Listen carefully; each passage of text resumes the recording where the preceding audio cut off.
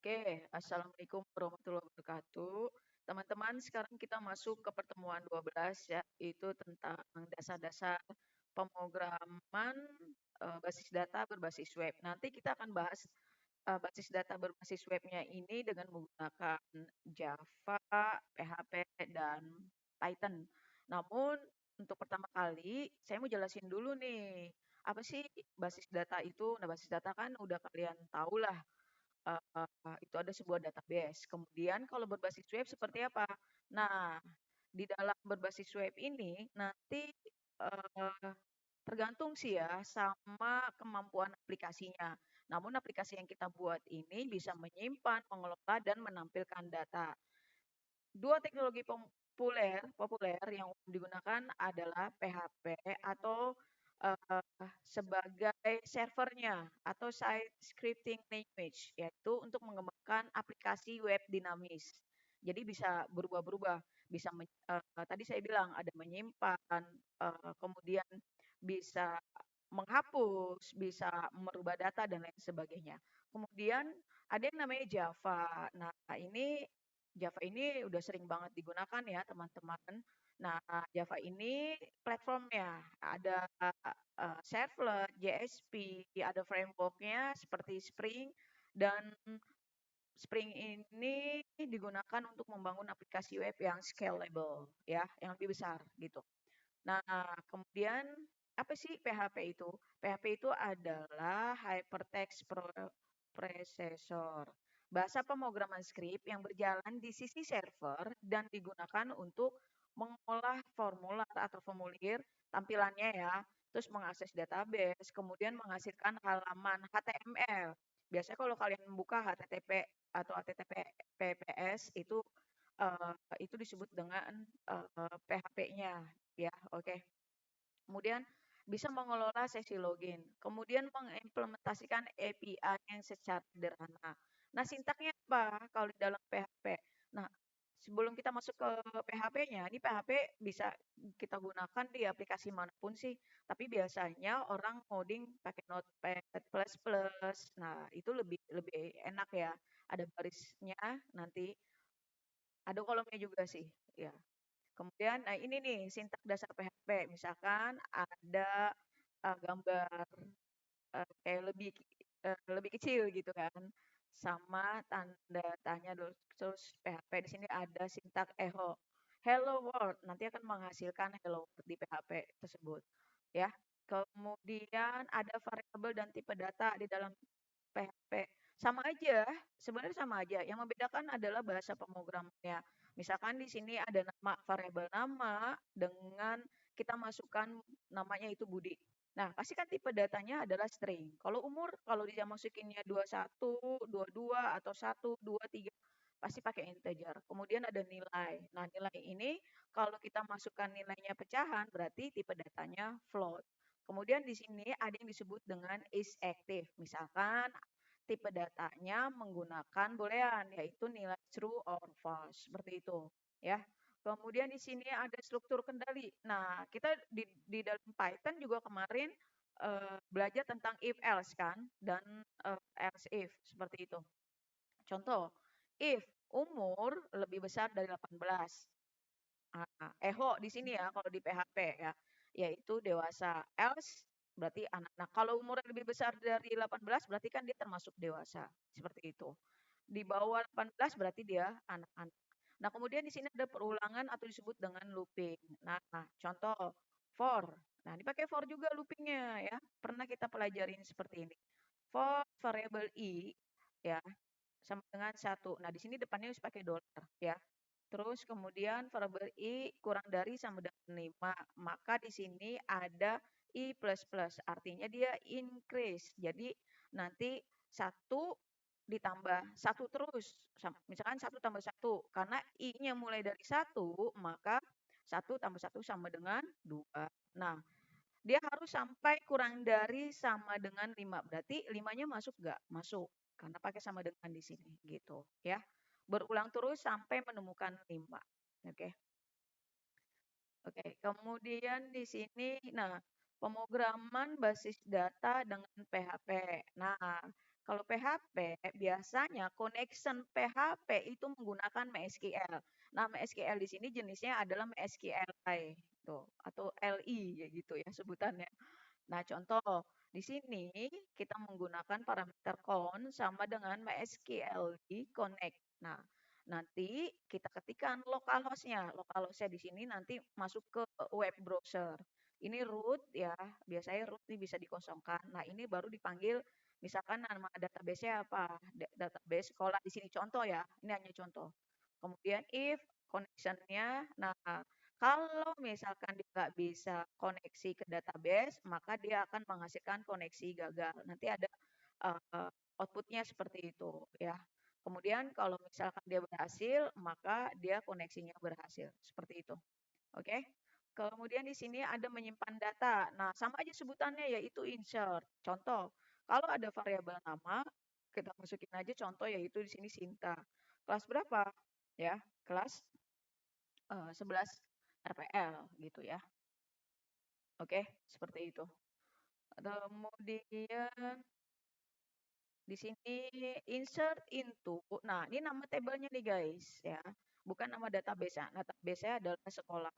Nama tabelnya adalah siswa. Nama dan kelas karena di sini deskripsikannya nama variabelnya yaitu nama dan kelas. Nama kelas values. Nah, ini wajib nih kalimat values ini. Nama kelas. Oke, nanti dia akan menghasilkan connection. Nggak usah dipanggil lagi si Sinta sama ininya karena sudah kita masukkan nama Sinta dan kelas berapa gitu. Nah, update atau mengubah data. Contoh, di sini digunakan dulu parameter MySQL query, lalu dipanggil connectionnya update siswa set. Pokoknya ini sama aja seperti di Python. Update, nah, dipanggil nama tabelnya, kemudian ada set. Ada update, pasti ada set. Apa yang mau dirubah? Nah, yang mau dirubah misalkan kelasnya. Tadi kan kelas berapa? Kelas ini kan. Kemudian dirubah menjadi kelas 12. RPL, where ID, ID-nya kan tadi satu karena baru masukin adalah si Cinta nomor satu, kayak gitu. Ini hanya contoh ya. Terus kalau delete gimana? Menghapus data. Berarti delete from, panggil nama tabelnya, where, apa yang mau dihapus? Si Sinta mau dihapus, berarti dipanggil nama ID-nya. Jadi where itu bisa dipanggil yaitu primary key-nya. Ya, ya teman-teman ya, seperti itu. Kemudian, nah ini contoh sederhana aplikasi web dengan PHP. Nah, kalau pakai PHP berarti kita menggunakan yang disebut dengan HTML. HTML ini bisa kita gunakan tak menggunakan software bantuan atau aplikasi yaitu Notepad++ paling enak. Nah, contoh kita buat dulu formnya. Ini sintaknya kayak gini nih kalau PHP. Action simpan titik PHP kayak gitu ya. Ini nih yang pertama harus kita buat. Nah, berarti kita ingin membuat form simpan ya yang extensionnya adalah PHP yaitu nama. Nah, baru kita input. Input apa? Input tipe datanya. Berarti tipe datanya menggunakan tipe data teks. Nah, name sama dengan nama seperti itu. Ini BR. Oke, ya. Sampingnya sini ada BR di sini. Terus ada kelas input type text name kelas seperti itu. Baru kita buat buttonnya type submit simpan button seperti itu ya. Begitu juga ketika sudah bikin lagi di sini di bawahnya untuk connection ke database-nya. Seperti itu teman-teman ya. Tuh, localhost root DB sekolah. Root jadinya. Nah, nama kelas kayak gitu. Kemudian lalu insert itu sama seperti ini contohnya ya. Oke. Seperti itu teman-teman. Nah, kemudian di sini di bagian 5 ada teknologi Java untuk pengembangan aplikasi web basis data. Ini hanya pengenalan aja ya teman-teman. Nah, di dalam Java menyediakan namanya Java EE atau Jakarta EE dan berbagai teknologi pendukung. Ya, Java itu bukannya Jakarta sebenarnya, tapi nama aplikasinya. Namun kalau dalam bahasa Indonesia Java itu Jakarta kayak gitu ya. Oke. Tapi ini aplikasi bukan nama tempat ya. Oke. Ada servlet. Servlet adalah kelas Java yang berfungsi menangani request dan respons HTTP. Contoh, kalau menggunakan servlet, sederhana, yaitu kita import dulu nih, apa yang mau kita gunakan. Java IO dot bintang. Nah, ini berarti memanggil library yang ada di dalam Java. Semua library yang ada di dalam Java. Karena apa? Karena kita memakai bintang. Nah, berarti di bawahnya langsung panggil lagi import Java servlet bintang. Nah, jadi si servlet ini dipanggil semuanya. Begitu juga dengan HTTP. Pokoknya kalau ada bintang berarti semuanya dipanggil. Nah, di sini di dalam HTML menggunakan public class, oke. Okay? Hello servlet extend HTTP servlet. Nah, dipanggil public void do get di sini nanti ini aja pengenalan aja ya, teman-teman ya. Nah, di sini menggunakan yang namanya IO exception. Jadi si IO exception ini fungsinya adalah ketika kita memanggil kemudian ada kesalahan, nanti dia akan kembali ke dalam programnya tersebut. Berarti ada error nih, seperti itu. Begitu juga dengan servlet. Kalau ada exception itu berarti ada apa namanya fungsi yang dimana ketika kita ingin running, kemudian ada error, dia akan balik ke scriptnya seperti itu, ya, teman-teman ya.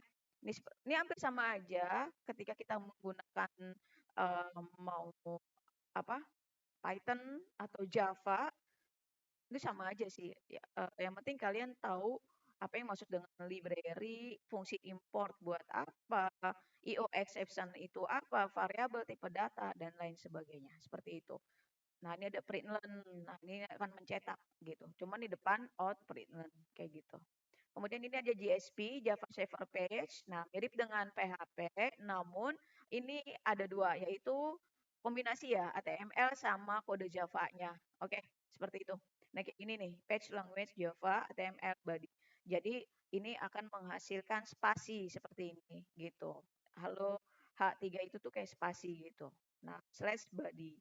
Kalau di atasnya ada body, berarti di sini pakai slash body buat nutup gitu. Begitu juga di atas HTML, ditutup lagi HTML begitu. Nah, connection-nya koneksi Java ke database biasanya menggunakan JDBC. Sama seperti kalau aplikasi Java menggunakan BlueJ. Saya ada BlueJ nggak ya di sini? Tidak ada. Belum saya install. Saya pernah ngajar pemrograman juga, teman-teman. Oke. Okay? Nah, di sini class for name yaitu kita panggil si JDBC drivernya. Nah, connection lalu dipanggil JDBC MySQL. Nah, nanti MySQL-nya itu biasanya kita menggunakan localhost. Di sini kalian bisa ketik di sini localhost kayak gitu, teman-teman. Nah, tapi biasanya, ini nggak bisa karena harus kita download yang namanya SAMPP kayak gitu. Nih, teman-teman, SAMPP seperti ini gitu. Cuman kita harus download dulu ya, teman-teman. Ini bentuknya. Ini kalau MySQL. Tuh, kita download version apa? Kalau Windows misalkan yang 64 ya, 64 dengan ada MD5. Nah, ini sebuah apa? Kriptografi ya kalau pakai MD5 ini. Kemudian kalau browser pakai ini. Dia bisa lari di browser. Nah, ini buat Linux, SAMPP-nya ini buat Apple ya dan lain sebagainya. Seperti itu ya, teman-teman ya. Oke, karena itu belum diinstal jadi seperti itu. Kemudian, nah, framework populer Java Web. Ada Spring Boot untuk aplikasi web modern dan REST API. Ada Hibernate, ada Java. Ini Java ya, bukan Jakarta ini Java. Oke, namun Java lebih cocok untuk aplikasi yang sangat besar, berstruktur dan membutuhkan skalabilitas tinggi. Oke, ini Java nih untuk ke HTML-nya. Ya, nah, perbandingan singkat PHP dan versus Java Web. Nah, kalau dalam kemudahan pengguna, kalau PHP ya sangat mudah untuk pemula. Kalau Java lebih kompleks ya, lebih banyak nanti fitur-fiturnya. Kecepatan pengembangan, kalau PHP cepat, kalau Java lebih terstruktur. Skalanya menengah, kalau Java lebih tinggi. Laravel, frameworknya nih bisa pakai Laravel, Code Igniter, nah, kalau Java, Spring sama Java ya. Ini Java. Ini kenapa saya ketik Jakarta sih? Kayak gitu ya. Penggunaan umum website kecil sampai menengah, kalau Java sistem enterprise kayak gitu. Nah, bagaimana kalau pemrograman basis data berbasis web menggunakan Python dan teknologi Java? Contohnya seperti ini. Nah, eh, yang namanya web, ya, web itu sekarang kan udah banyak nih dan membutuhkan yang namanya integrasi, keterhubungan antara logika server, basis data sama interface pengguna, ya. Kemudian, Python telah menjadi salah satu bahasa populer untuk pengembangan web karena sintaknya yang sederhana, banyak framework web seperti Flex dan Django, kemudian dukungan ekosistem basis data yang luas. Kemudian Java itu tetap menjadi pilihan untuk aplikasi berskala besar menggunakan servlet yang tadi JSP atau framework Spring. Nanti kita akan bahas Python-nya, bagaimana membuat database dan menghasilkan halaman ya page website menggunakan Python ya. Oke, yang dimana kita akan menggunakan Flex seperti ini. Oke, dasar-dasar Python untuk pemrograman web. Nah, sebenarnya Python itu bukan bahasa web, tetapi digunakan melalui framework web. Oke, ya, bukan bahasa web, tapi digunakan melalui framework web. Oke, yang paling populer framework Python yang pertama adalah Flex, yaitu minimalis, cocok untuk pemula, mudah dihubungkan dengan database. Kalau Django gimana? Batteries include, sudah lengkap dengan ORM, autentikasi, dan admin panel. Ini lebih besar ya. Oke. Nah, ya cocok ini buat aplikasi besar. Kalau kita nanti fitur-fiturnya lebih banyak. Oke. Nah, tadi saya bilang kalau kita akan fokus menggunakan Flex. Oke. Karena lebih simpel. Contoh, yang pertama, membuat aplikasi web sederhana dengan Flex. Konsep dasarnya, oke. Backend-nya yaitu Python dengan Flex. Database-nya kalau dalam Python pasti pakai SQLite dong, ya. Kemudian kita membutuhkan yang namanya database atau file database-nya di folder project yang akan kita buat. Fungsi aplikasinya buat apa? Nah, kita mau bikin aplikasi buku, tapi aplikasi buku sederhana, oke? Nah, apa aja? Kita mau menampilkan daftar buku, buku baru, sama menghapus buku, oke? Jadi ada 3 nih yang akan kita buat, daftar buku, buku baru, sama menghapus buku. Alur kerjanya bagaimana? Nanti kita akan buka di browser. Browsernya apa aja? Mau apa? Firefox, Google Chrome, sama Edge bebas ya itu. Kemudian kita menggunakan yang namanya Flex ya di dalam Python dan database saya yang menggunakan SQLite. Oke, gimana yang harus kita persiapkan? Nah, yang pertama di command from kalian, kalian cek dulu Python-nya. Udah tahu kan? Kalian tinggal buka CMD seperti ini. Oke. Nanti kalian tinggal ketik ya Python-nya itu apa versi berapa. Nanti kan suka nongol nih kayak gini. Oh, salah. Saya ketik Python. Tuh, kayak gini ya, teman-teman. Python-nya berapa? Nah, saya 13. Oke, seperti itu ya. Nah, pokoknya bebas mau pakai Python atau Py. Kemudian kita buat folder project-nya.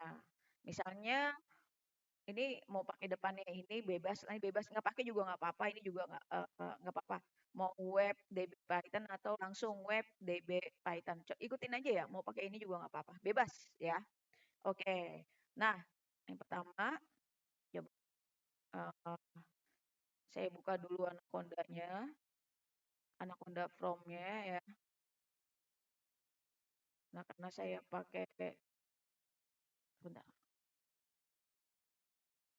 Nah, ini dan saya taruhnya bukan di C, Anaconda saya pakai Jupyter Notebook ya. Nah, saya menggunakan yang namanya saya taruh di dir D, direction D. Jadi nggak numpuk di C kayak gitu. Ini sintaknya nih, Jupyter spasi notebook spasi lalu tanda strip 2 gini ya. Oke. Lalu kita enter. Nanti dia keluar seperti itu.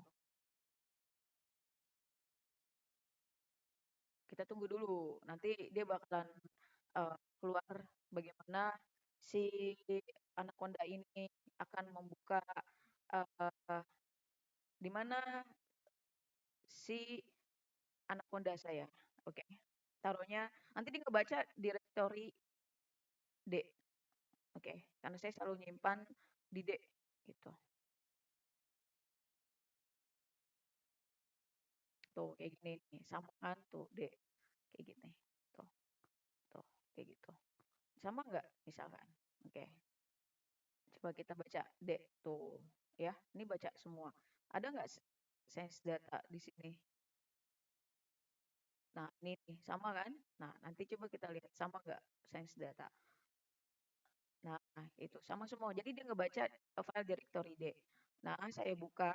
Nah, karena ini di semester 3, saya buka di sini. Nah, ini dia part 12, pertemuan 12 ya. Seperti itu ya. Oke.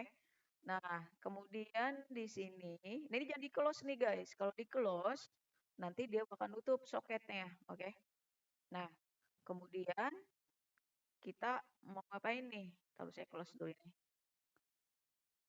Nah, ini adalah sebuah optional, tapi lebih bagus dan wajib sih sebenarnya. Kita pertama kali buat dulu virtual environment-nya. Nah, bikin virtual environment-nya, kalian bisa di script apa namanya? Sini. Oh, sorry. Misalkan kalian mau bikin environment.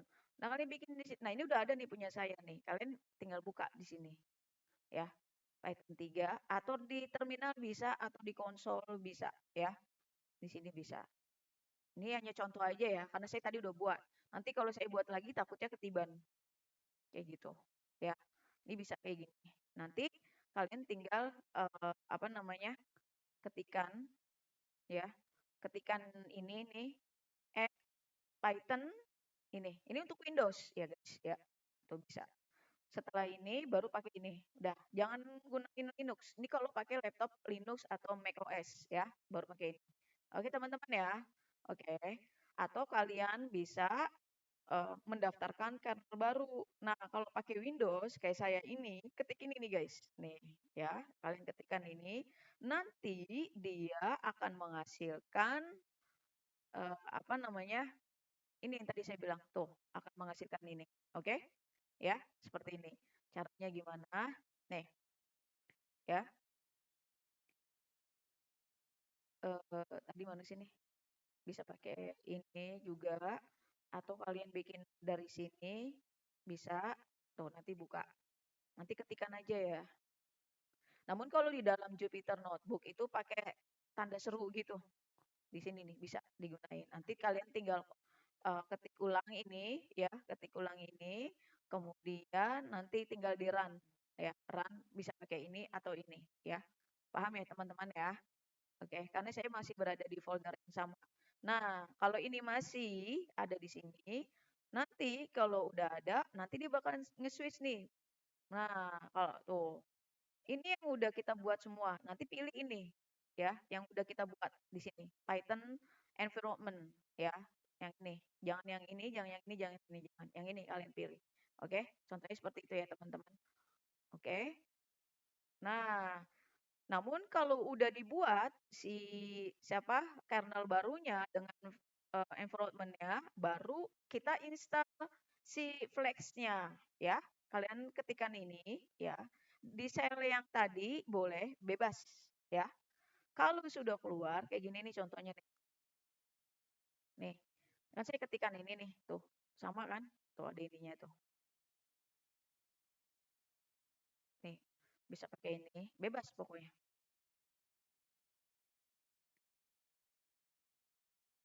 Sabar ya. Nah, nanti ketikkan di sini nih, teman-teman ya. Kalian ketikkan ini, tanda seru, fans, script, pip, instant flex ya. Nanti dia ngedownload. Nih, ini membutuhkan yang namanya WiFi. Download, download, download, download. Nanti keluar seperti ini. Kalau nanti ada update, nanti dia akan keluar seperti ini nih. Nah, kalau dia minta upgrade, ketik lagi aja ini, gitu, ya. Kalau nggak ada update, ya udah nggak usah. Kemudian kalian nanti close dulu, baru dibuka lagi. Oke teman-teman, seperti itu ya. Oke. Nah, kemudian, oke, sorry ketutup. Kalau udah selesai seperti ini, udah keinstal, apa flexnya udah dibuat Python environment-nya, kemudian, nah di Jupyter Notebook, klik kernel, change kernel, Python environment. Artinya gini, tadi kan kita udah buat nih ini, ya kan? Contoh, ini yang tadi saya tutup dah. Oke, yang tadi saya tutup. Nah, ini kan masih ini nih, Python app kernel. Kita bisa switch kernelnya. Di switch, lalu pilih. Nah, ini nih, kalian pilih ini. And then select. Kayak gitu. Ya, nanti environment-nya yang kita gunakan ini nih baris ini nih, gitu. Ya, teman-teman ya. Oke, ya. Tuh, contohnya udah saya kasih, tinggal select dan lain sebagainya. Nah, namun kalau sudah buat seperti ini, kita bikin dulu nih. Bikin apa? Struktur folder. Oh ya, sebelum buat foldernya, ini saya mau membuat perbedaan, menjelaskan dulu. Kalau pakai Jupyter Lab lewat terminal CMD ya. Oke. Kalau pakai Jupyter Notebook pakai yang ini ya. Tuh. Nggak bisa aktif penuh sih, cuman bisa gunakan PV F environment. Kalau notebook ingin pakai environment, install IP kernel, baru ganti kernelnya. Kayak gitu. Ya. Tapi tadi saya pakai yang ini. Oke. Nah, struktur foldernya adalah kalian buat terlebih dahulu foldernya. Folder apa? Nih, yang tadi saya bilang. Bikin folder webdb Python. Oke. Ini saya close, saya leave. Nah, caranya seperti ini. Bentar ya. Ini ya, kalian bikin ini. Ini nggak pakai depannya CD nggak apa-apa teman-teman ya. Ini kalian buat folder. Caranya gini, new and then folder. Lalu ketik nama foldernya ini ya. Aduh, saya back lagi. Saya back lagi. Nih dia ya. Web underscore db underscore Python. Oke teman-teman? Ya. Kemudian kalau sudah selesai dibuat foldernya, kita klik. Di dalam folder ini ada folder templates, bikin lagi new folder, lalu kalian ketikkan templates, oke. Kemudian kita buat script P, oke. Jadi untitled IP apa IPYNB ini nggak usah, karena dia otomatis akan ada. Ini nggak usah. Ini karena saya udah buat, oke. Begitu juga dengan database-nya. Ini nggak usah dibuat dulu, tapi kita buat ini dulu app.py.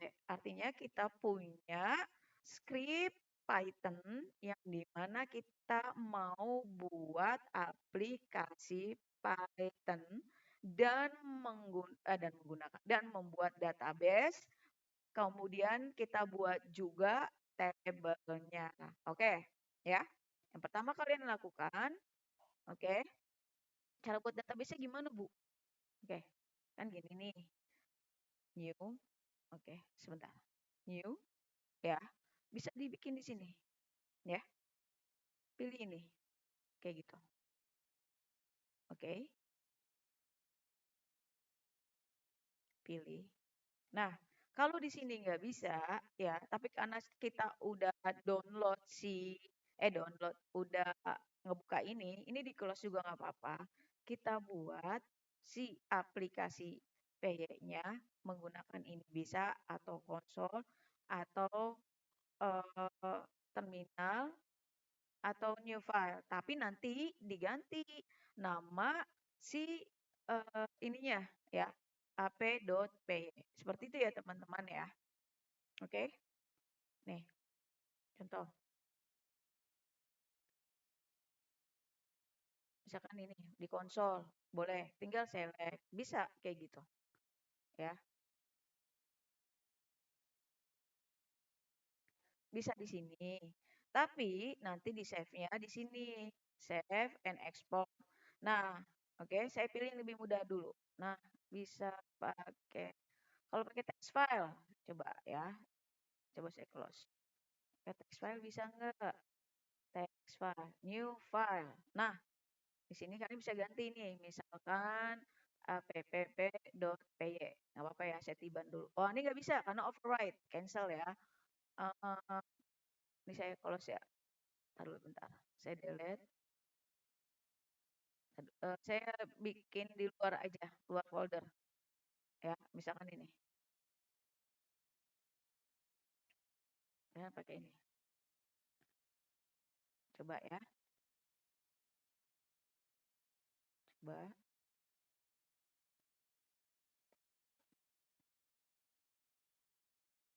Nah, bikin di sini nih teman-teman ya. Oke, yang tadi ya, tadi tinggal pilih sebentar, new file ya. Oke. Nanti kalian tinggal ketikkan ini nih buat bikin database-nya lalu membuat tabelnya. Kalian ikuti ini nih. Oke. Ya, teman-teman ya. Yang pertama kali yaitu yang pertama import SQLite 3-nya. Kemudian from flex, import flex. Oke. Nah, di sini fungsi connection database. Ada dev, get, db, connection-nya. Nah, nama database-nya adalah database. Ya, bebas sih. Mau kalian sekolah kayak kampus itu bebas. Oke. Kemudian ini kalian buat tabelnya ya. Jangan lupa pakai init db. Oke. Kemudian pakai get db connection. Kemudian create table if not exist books. Nah, nama tabelnya adalah books ya. Saya buat ya. Oke. Oke ya teman-teman. Kemudian apalagi nih? Bu, fungsi init ini buat apa sih? Jadi si fungsi init sekali di if name, mana ya if name di bawah ini. Nah, ini nih yang saya gunakan ya. Kemudian aman kalau kita panggil berulang-ulang guys ya. Karena kita memakai if not exist yang di atas ini di create table-nya. Tuh. Jadi jangan lupa ketika kalian membuat table, create table if not exist ya.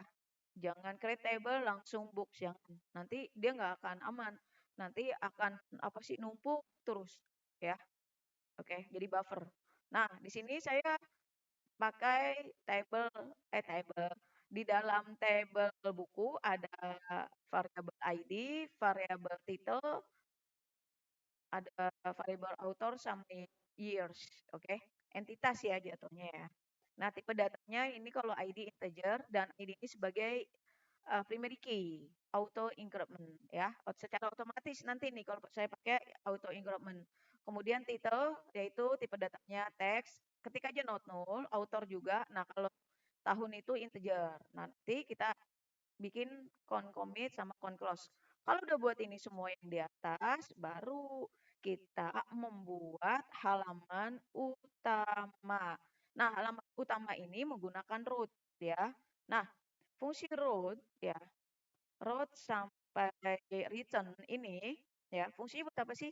Mengambil semua baris dari table books yang tadi saya buat. Kemudian si fungsi root ini pada saat kita manggil halaman utama akan mengirim ke template index.html. Nanti kita buat nih template index.html ini, ya. Index.html sebagai variabel buku. Oke, ya. Kemudian ada persen for. Nah, kalau kalian lihat di sini, ada persen for enggak di sini? Ada persen for, ya. Kalau ada persen for books, in books, oh ya nanti di apa namanya di index HTML nanti kita buat ya. Ini enggak ada, ini hanya nanti si index variable ini akan kita panggil ya. Itu fungsi si apa namanya melakukan looping di dalam indeks HTML yang nanti akan kita buat. Namun ini kita ketikkan seperti ini, oke? Nah, begitu juga ketika kita di halaman utama mau menambah data. Menambah data apa? Menambah data buku, oke? Ya. Nah, contohnya kita pakai apa? Nah, kayak gini ya. Tuh. If request method sama dengan post. Kita panggil judulnya apa, autornya siapa, tahunnya berapa. Ini kayak gini nih ya. Sintak-sintaknya ya, teman-teman ya. Oke. Nanti kalau sudah nanti dia akan masuk ke HTML add karena kita mau nambah buku. Tuh. ya, dev add di sini ya. Kalau ngapus gimana? Ya ini dia sama pakai app root. Nah ini dia. Jadi kita nanti ada tiga ya, menampilkan, nambah buku sama hapus. Nah ini paling penting nih. Ada apa namanya si root ini. Hapus sudah ada, ini ada. Nah ini if nih bukan root ya. Nanti kita akan menggunakan HTTP-nya. HTTP-nya ada di mana? Di sini. Oke. Nah, gimana caranya? Ini kalian udah buat, saya udah ketikkan di sini, ikutin di sini, lalu di save ya. Kalian save namanya app.p, lalu kalian simpan. Kalau sudah disimpan, teman-teman, udah ya. Ini saya close ya. Saya balik lagi yang di atas. Ini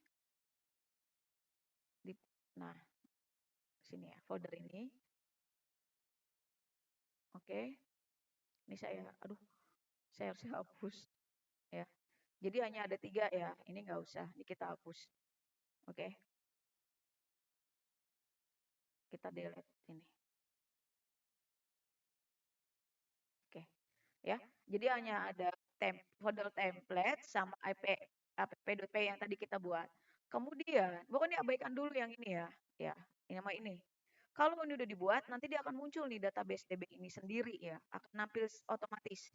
Nah, kalau udah semua dibuat, baru kita buat nih template HTML ya. Ada tiga. Base HTML, index HTML, sama add HTML. Nah, ini saya udah buat.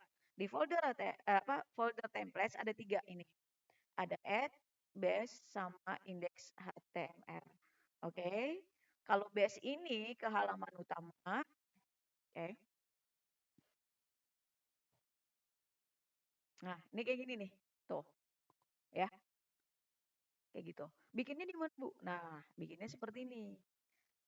Kalian buka atau kalian download dulu Notepad++ seperti ini. Nah, ini saya udah buat yang udah saya buat di sini ada tiga, add, index, sama base, sama ya udah ada tiga. Nah, kalau base ini adalah script untuk membuat HTML ke halaman utama. Ini kalian ikutin aja ini. Nanti saya kasih atau kalian ikutin aja di materi ini. Tuh udah saya screenshotin. Nanti kalian save base HTML. Kemudian kalau indeks buat apa? Menampilkan daftar buku. Kalau tadi kan base HTML kan template dasarnya ya kan di halaman gitu. Bisa gunakan pakai Notepad atau Notepad++ atau di Visual Code juga ada nih ya. Kemudian indeks HTML buat menampilkan daftar buku ini scriptnya. Nanti save-nya dengan indeks titik HTML. Oh ya, untuk nge-save ini ketika kalian save ya, file save as gitu kan. Ya kan? Ya. Misalkan base ini kalian pilih apa namanya all types ya. All types ya, teman-teman ya. Oke. Ya. Ini lalu save kayak gitu. Ini replace aja. Kayak gitu ya, teman-teman ya. Oke? Semuanya kayak gitu, all types pilihnya. Begitu juga dengan index lalu sama add. Berarti di dalam folder si apa namanya? Templates ada tiga. Ada add, ada base, ada index. Oke.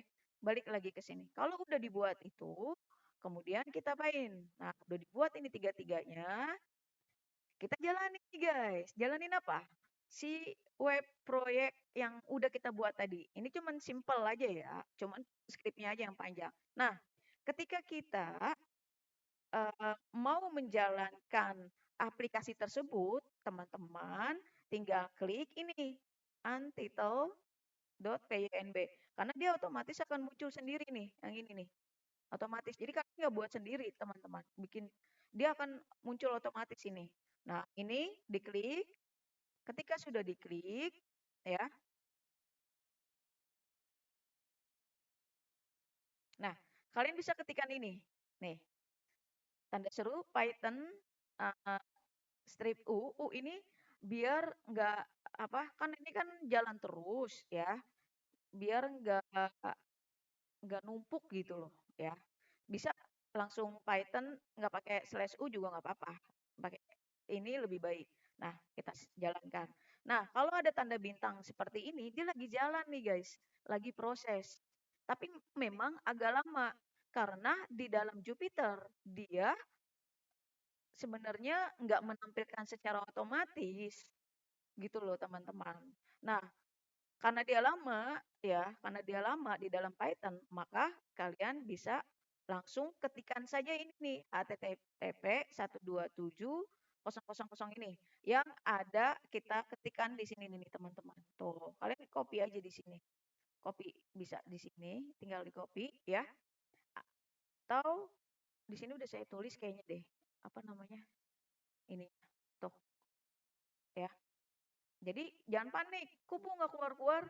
Ya ini, yang data bintang ini sebenarnya dia tetap jalan nggak error, tapi lama gitu. Ya, seharusnya kalau berhasil nanti di terminal ini ya akan keluar nih. Keluar apa? Ini nih tulisannya running on HTTP. Karena ini lama, kita bisa tinggal klik aja teman-teman. Bisa klik atau kalian kopas di sini ya. Tuh. Tuh, kayak gitu ya. Atau kalian apa namanya? Tinggal klik dari sini nih materi saya boleh ya. Tuh kayak gini bisa. Oh, jangan di leave ya. Tadi kopas aja. Nah, nanti tampilannya kayak gini nih teman-teman nih. Aplikasi buku sederhana. Ada dua form, daftar buku sama tambah buku. Oke, kita klik daftar buku. Nggak ada kan? Karena kita belum masukkan bukunya. Kalau tambah buku gimana? Kayak gini teman-teman. Oke, daftar kita balik tambah buku tadi kayak gini, ya keluar kayak gini. Kita balik lagi daftar buku. Nah, bagaimana kalau tambah buku baru? Oke. Nah, bebas ya. Sama aja sih filenya dengan tambah buku sama tambah buku baru. Misalkan apa?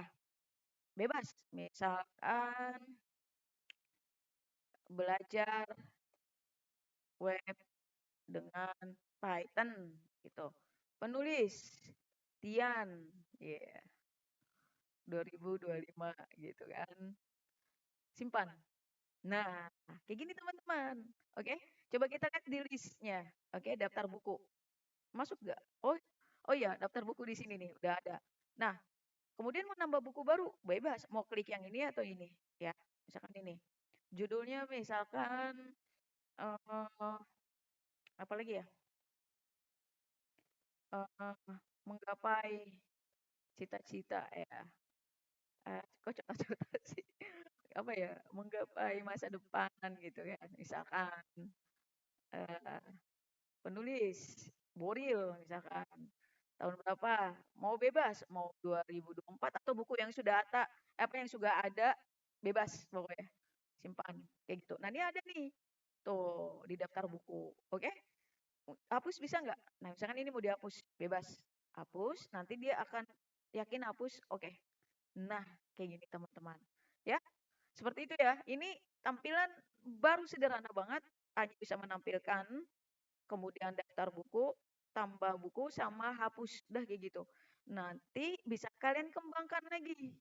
Nah, di semester kalau kita nanti belajar database lagi, kita bisa bikin aplikasi untuk mengembangkan aplikasi ini.